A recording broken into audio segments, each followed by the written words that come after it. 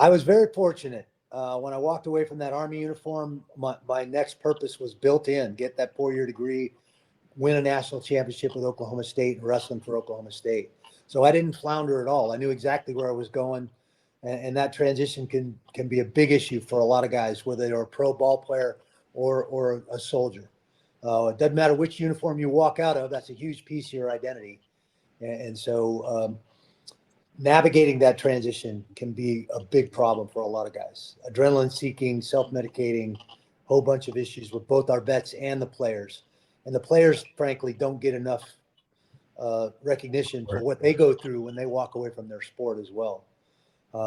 We all know the stats with our soldiers. I don't think anybody's compiled the stats with the athletes that struggle in transition as well. That's kind of where all that came from. I do a lot of circuit training to stay in shape. I can't grapple. I would love to be competing in grappling, but what led me to retire is the disc and the neck are just worn out. And I don't want to have a fusion. Everybody I know that's had a fusion has no range of motion and they're still in pain.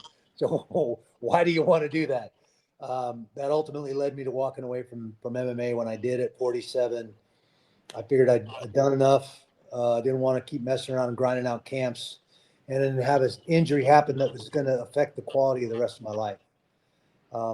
I had acting and my business, clothing line, the business, the gym, all that other stuff going on. So it wasn't like I was going to flounder in that transition either. I knew exactly where I wanted to go, what I wanted to do, where I was going to be competitive, and what was going to keep me busy. And that's what finding that new purpose is a huge, huge piece of the puzzle.